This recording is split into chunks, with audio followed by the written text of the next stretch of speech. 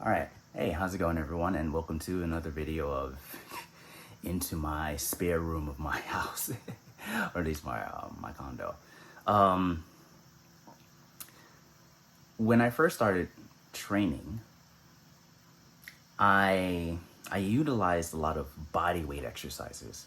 So it was a lot of push-ups, a lot of pull-ups, a lot of sit-ups. I hated sit-ups, but I did some sit-ups. And then a lot of squats and a lot of calf raises. So I was doing a lot of bodyweight exercises.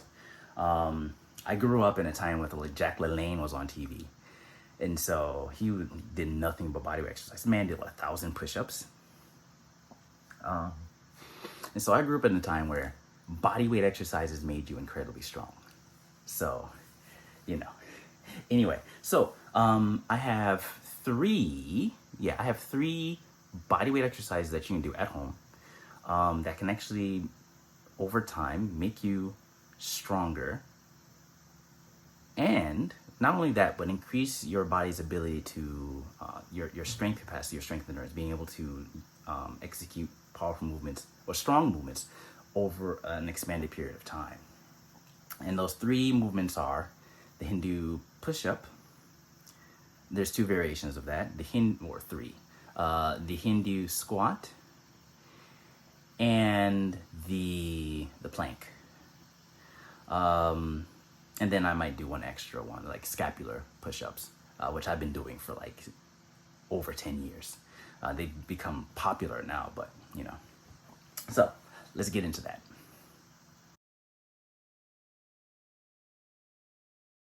All right.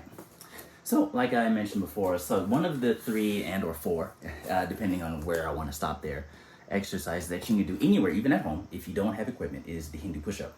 Now, there are I'm going to say there's three variations of this movement.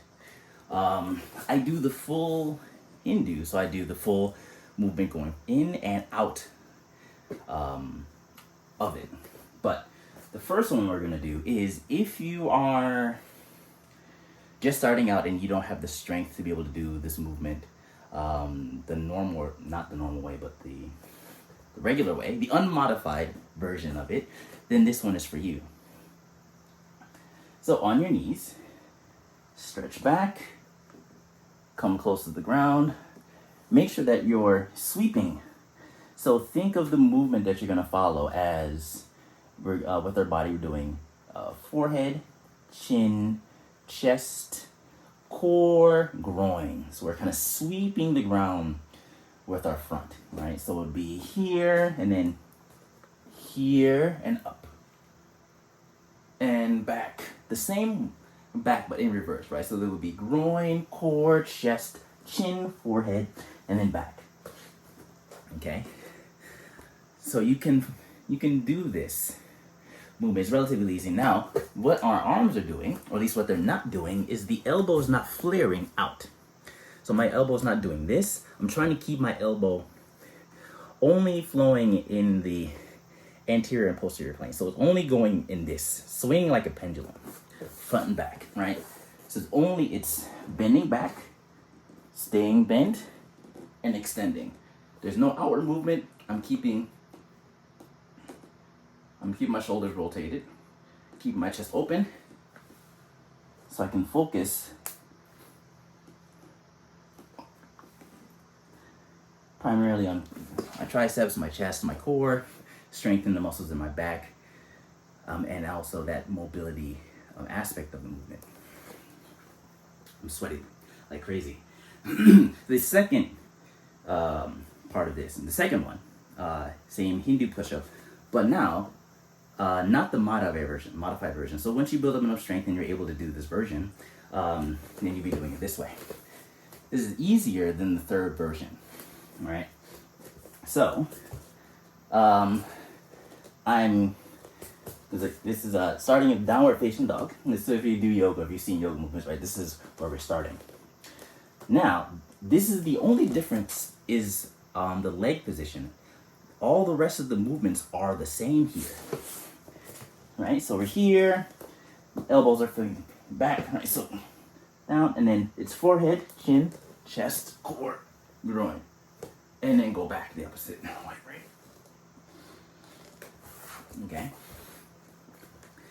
So we're doing that. So the process is the same. It doesn't change, right? We have that. Now, the third version, where's my towel? I am sweating way too much. Where did I throw that thing? I can't find it right now. Anyway, I'll wipe myself. Anyway, so the third movement, it's still a Hindu push-up, but the only difference is that we're making a few stops in the downward movement of it. This one is actually kind of difficult. If you wanted to drill this movement modified with your knees on the ground, then that's perfectly fine. But to do the movement, it's very simple. From here, we're still following the same protocol. Forehead, chin, chest, core, groin. The only difference is that we're making some stops along the way. So what was a one smooth fluid motion in the arms now becomes a little staccato in pace, right? So now we're making it separate movements instead of one clean movement, which actually is going to strengthen the arm and in the shoulders and some of those areas that we don't really focus on, just because of the fact that we're not going in one smooth motion, right? So from here we go, still same follow, boom, but we drop to our elbows. So we're here. As we transition to the chest, we roll forward and we lift our elbows off of the ground and we keep our arms and our elbows close to our sides of our body. And then from here, we push. Going backwards, you can just do the smooth motion of the arm without the stops. So those are the 3 Hindu push-up variations that you can do from beginner to advanced that will build up the strength in your upper body. I don't do bicep curls a lot. I have kettlebells. I don't bicep curls or anything. I do a lot of these to kind of build up my upper body strength, and it really helps me in terms of my grappling and in also my clinch game, just because I'm able to manipulate my body and hold certain positions. So that's that. So the next one we're gonna go to is the Hindu squat. All right, so as you can see, I found my towel and I dried the floor off because Jesus, I'm sweaty right now. So next movement, like I mentioned before, we're gonna do is the Hindu squat. It's not a difficult movement. I say this, I've been doing this for like years. It's not a difficult movement. But you will be limited in the number of reps that you're able to squeeze out of this. I think I learned about these from Matt Fury's, Geo sites, however many years ago. I think it was before university or anyway, but yeah. I started doing these, right? So if you think about the movement of a normal squat, bodyweight squat, right? It's just feet about shoulder width apart. You can have your hands anywhere. It can be here, it can be here. And then we squat down to where our knees track the toes, and we come up. And that would be the normal squat. If I stand side on, still demonstrating the normal squat. Here, hands can be anywhere. But I'm gonna squat down, I'm gonna sink my butt down towards the ground like I'm sitting into a chair. My knees are going to track my toes. And it's gonna give my hips space to open up so that I'm able to sit in between my hips, right? So this would be a normal bodyweight squat. The Hindu squat is different in that there's a little more movement in the kinetic chain right in your body. So the first thing I kind of want to demonstrate is that it kind of feels, the first part of the movement feels just the legs. It feels like you're setting up to sit down into a chair. So this, just like you were setting up to do a barbell squat, this hinging of the hips and this sitting back is the first movement of the squat, okay? And that's why I'm demonstrating the chair with the stool here, right? So if I'm here and I sit, and I stand up, right? This is the first movement of the squat, just minus the chair. So now we have that first initial movement. After we have this first initial movement, we're going to continue to sit, but the knees, tracking the toes, they're actually going to go ahead in front of our toes. To be able to do this, we're going to lift or raise our heels off to the ground to give our body, or at least our legs and hips, a space to be able to move within that space. So I sit back and I sit into a squat with my heels up off the ground. From here, I stand up in what looks like a sissy squat, right? If you do sissy squats, you know that from here it's going up this way, with variations of leans in the movement. You don't have to lean that much. If you do add more of a sissy squat into your Hindu squat though, but you're gonna get heavy activation in the quadriceps. Believe me. Okay.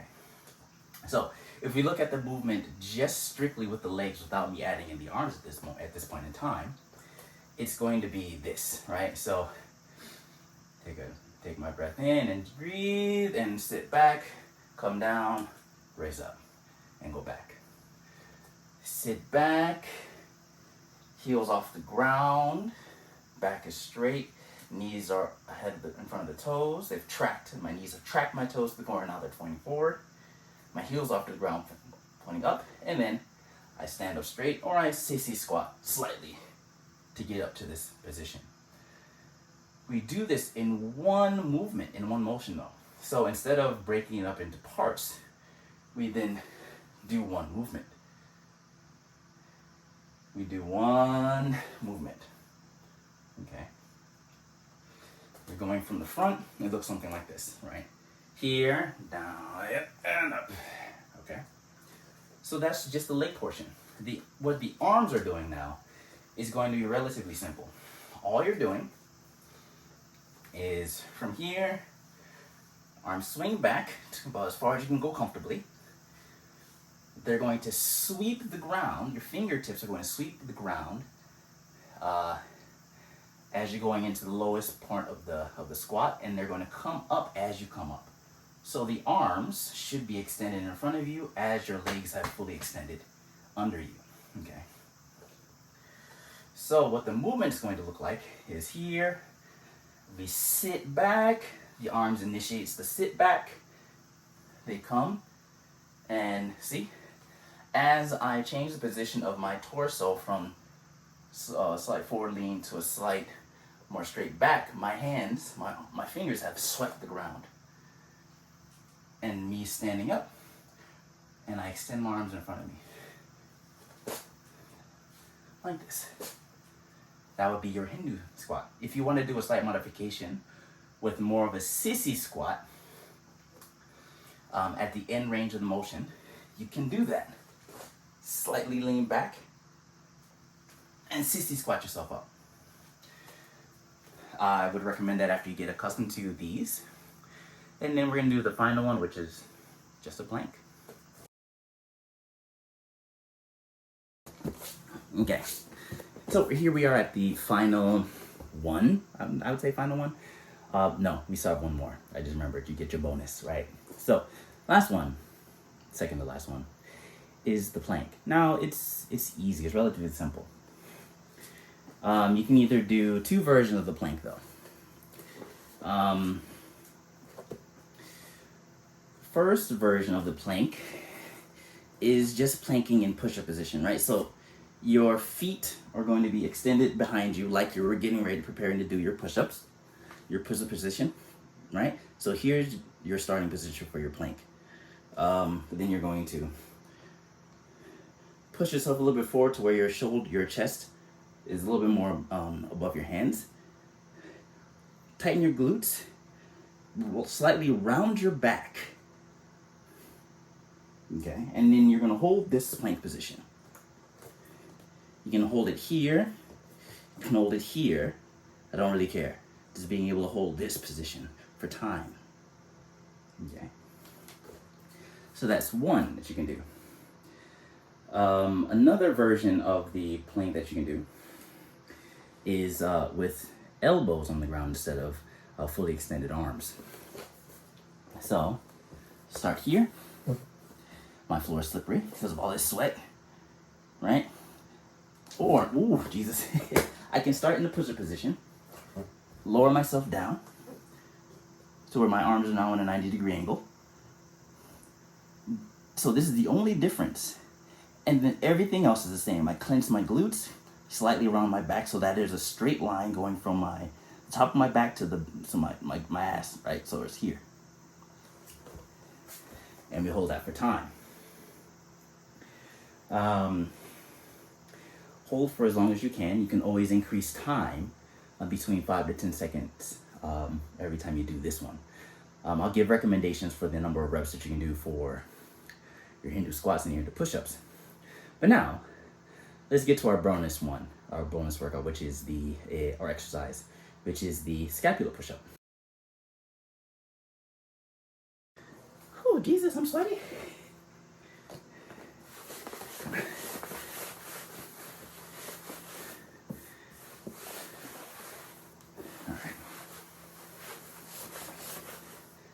I'm still sweating. All right, so the last one that we're gonna do before I have to do other stuff and, be a dad again is the scapular push-up. So this one's actually kind of difficult because being able to move the scapula is actually is not a movement that most people do on a daily basis, and so like trying to get it is really difficult. So what we're going to do is we can kind of do a slightly modified if you can't do it from the plank position first. All right. So now, what I'm going to do is I'm going to have my arms in the position I would be to hold my plank, which is holding them at 90-degree angle. This actually helps because it prevents my arms from bending when trying to do the scapular push-up. So it actually isolates the scapula because they're actually the only things that can move in this position, right? So we're going to still maintain good form, which means we're going to tighten the glutes and we're going to slightly round our back, which means we're going to engage the core, right? From this position, we're going to imagine sinking your chest to the ground, okay? And then pull, try to shrug your way out of it. So like this movement is actually kind of difficult for people, right? But it's here, here, here. The reason why I want you to do it with your back slightly rounded is because, one, it instills good habits of irradiating strength through the glutes and the core, and also keeps the spine from actually bowing when you're doing these movements, which puts stress on the lower back when holding things for time. But two, being mindful of holding that position, that kind of stable, strong position, the same thing that you would hold for the same feeling you would have with your deadlift, your squats, and your bench press. It's kind of that intra-abdominal pressure to hold and keep stable the spine so it doesn't move. It allows you to isolate the movement within the scapula and the shoulder blades a lot more. So now we don't have to worry about any compensative movements occurring within the spine to compensate for the lack of mobility that we have in the shoulder or the scapula. So it allows us to then focus on that area a little bit more. So those are my 3 exercises that you can do to kind of improve your strength at home. And don't expect to get a sudden increase of strength or size or hypertrophy over in a short period of time. It's going to take time, But you're going to notice that you're able to do more reps over a period of time. So I would always say you can either start with 10 reps of each one and then 30 seconds for the plank. And then if you feel that you can do more, then you can do more. I would suggest that you do what's called greasing the groove, where you, instead of going to failure for a movement, you do the movement multiple times throughout the day. And what that's going to do is going to kind of it's going to indent the movement within the neural pathway, so it makes the movement more efficient, and so you get better at doing the movement. And so when you can then put out more reps of the movement, you can actually get stronger. So when you do go for max reps, burnout, you're able to do so to then elicit some kind of hypertrophic adaptation of the body, of the muscles, right? So those are just my suggestions. And this is actually a long video, but I hope you enjoy, and see you next time for some more stuff from Into the Dojo, whether it be martial arts technique, podcasts, or home exercises. So that's all from me. See you.